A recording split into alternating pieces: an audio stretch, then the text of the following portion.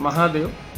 अब हम लोग पंचम भाव और षष्ठ भाव में स्थित सूर्य के फल के बारे में जानेंगे।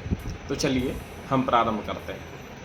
कहते हैं कि सुतस्थानगे पूर्वजापत्यतापि कुशाग्रा मतिर्भास्करे मंत्र विद्या रतिर्वंचनो संचकोपि प्रमादी मृति क्रोड रोगादिजा भावनीय।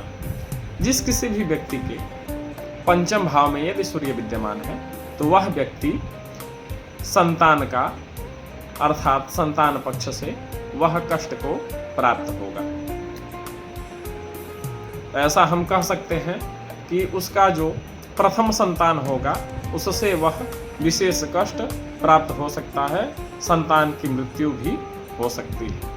वह जो व्यक्ति होगा वह मंत्र विद्या का ज्ञाता होगा और ठगने में वह एक नंबर होगा, धूर्त भी हो सकता है। संग्रह करने में चतुर होगा, अर्थात किसी भी वस्तु को, वो धन हो या विद्या हो या कुछ भी हो, उसको इकट्ठा करने में, संग्रह करने में वह अत्यंत निपुण होगा और हमेशा असावधान रहने वाला होगा।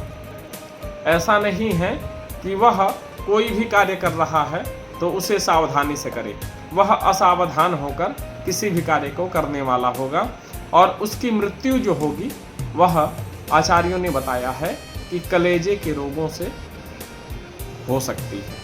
तो इस प्रकार से पंचम भाव का जो फल है वह बहुत अधिक शुभ नहीं है, लेकिन इस पर शुभ ग्रह की दृष्टि, प्रभाव, संबंध होने से यहाँ पर शुभ फल की भी प्राप्ति होती है। अब हम लोग षष्ठ भाव में स्थित सूर्य के फल के बारे में जानेंगे।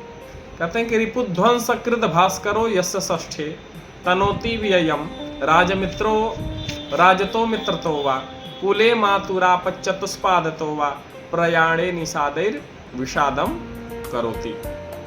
जिस किसी भी व्यक्ति की जन्म कुंडली के षष्ठ भाव में यदि सूर्य विद्यमान है तो वह व्यक्ति शत्रुजीत होगा, अर्थात शत्रु पक्ष से उसका कुछ नहीं बिगड़ेगा, वह हमेशा शत्रुओं का नाश करने वाला होगा।